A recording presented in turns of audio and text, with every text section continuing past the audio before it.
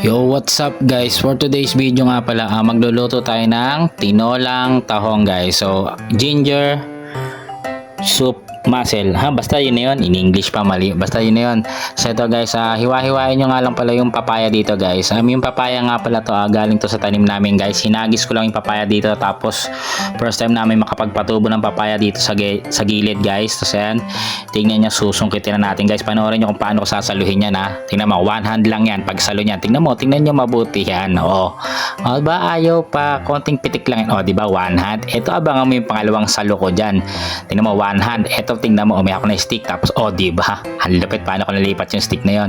Tapos, ito nga pala guys, ito na yung papaya yan. Balatan lang natin yan. Tapos, hihiwaan lang natin yan guys.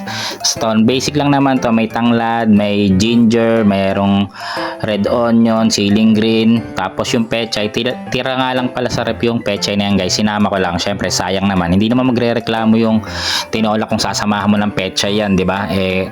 Andyan na yan, kaysa mabulok lang sa rep nyo yan guys. Tapos ito, igigisa nyo lang naman yung ano dyan, yung sibuyas guys. Tapos pag bumango na, o kaya kung gusto nyo may bawang sa inyo, basta sa akin sibuyas lang. Tapos ito, luya guys, paano nyo lang yan, kailangan yung umaaroma na yan. Pag bumabango na, yun na yun. Minsan pitikan nyo rin ng paminta, pwede rin yun para mas masarap guys. Tapos sinasabay ko na nga pala sa gisa yung papaya dito guys, para mabilis nang lumambot. Kasi syempre yung tahong, mabilis nga lang palang maluto yung tahong.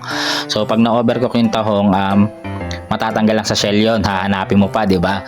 So ayan, tapos siling green lang agad, timplahan nyo na agad ng gusto nyo timpla guys, para pagka nilagay nyo yung tahong, ready na agad yung sabaw nyo. Tapos sinamahan ko na ng durog na paminta, bumili ako dyan sa tindahan kay Ate Susan. Tapos etong kamatis tsaka chicken cubes guys, parang ayan. Tapos ilagay nyo na yung tanglad, basta timplahan nyo na yan guys, para pagkulo niya, paglambot niya, timplado na lahat. Ayan yung kamatis, tapos lagay nyo na lahat ng gusto nyo ilagay dyan. Ayan, lagay nyo na ng paminta, lagay nyo na rin ng chicken cubes yan guys, para tapos tikman nyo na lang salt and pepper kung gusto nyo. Ano pa ba?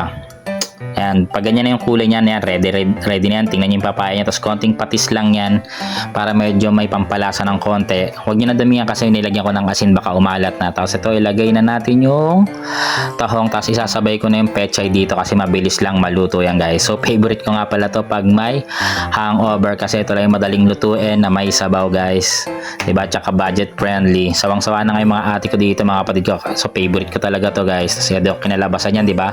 Tinolang tahong na may pechay, tapos sama mo ng coke, ayos na yan.